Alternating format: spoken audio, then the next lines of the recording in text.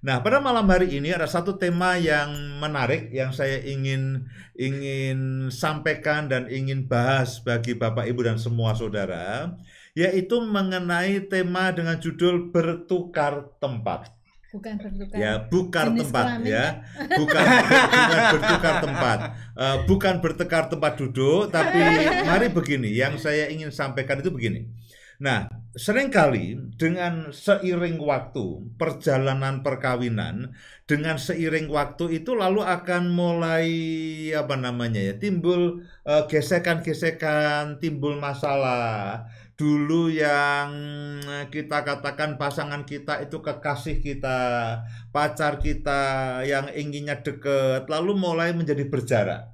Karena waktu, mungkin karena sudah biasa, lalu mulai timbul friksi, timbul masalah. Oh, ternyata suamiku seperti ini. Lalu muncullah hal-hal yang pada waktu pacaran, pada waktu kenalan itu tidak muncul. Nah, memang ketika orang berpacaran itu kan seperti gunung es.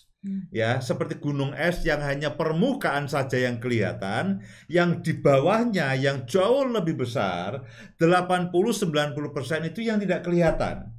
Nah, acap kali ketika kita menjalani akan perkawinan, lalu kita itu begini, muncullah hal-hal yang, loh kok seperti ini suamiku, loh kok seperti ini istriku, lalu mulai muncullah hal-hal yang baru, dan mulailah muncul konflik.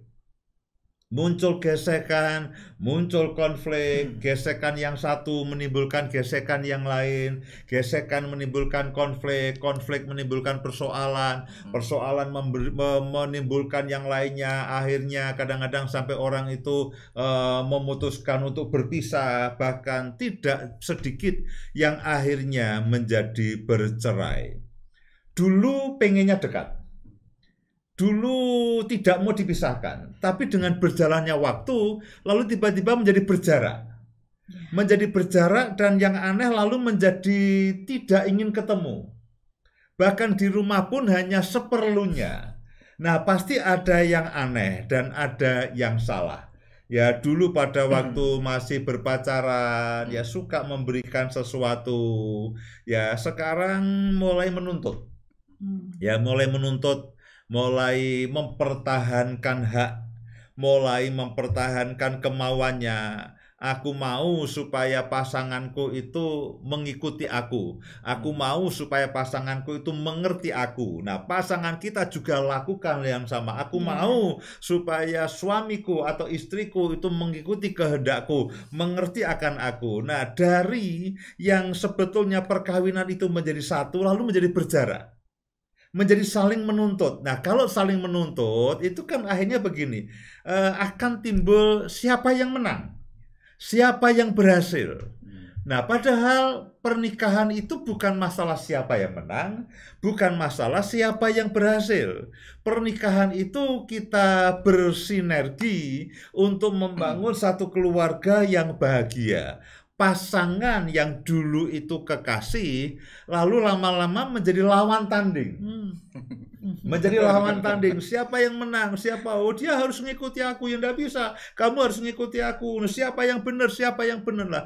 Pertandingan itu untuk mencari siapa yang menang, yang siapa yang kalah, itu acap kali lalu berlangsung lama dalam kehidupan keluarga, dan lama-lama itu terus makin membesar, makin membesar, makin mengeras, makin mengeras.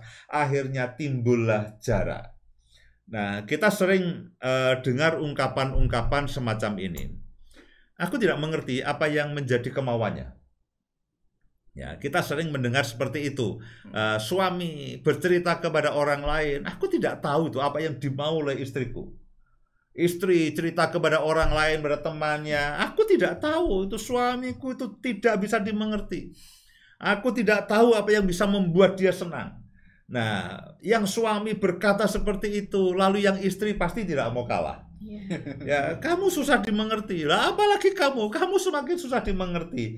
Nah, kalau interaksi semacam itu terus terjadi di dalam rumah tangga, Bapak Ibu bisa bayangkan, itu akan menimbulkan konflik, itu akan menimbulkan pertentangan, dan itu akan menimbulkan jarak satu dengan yang lainnya.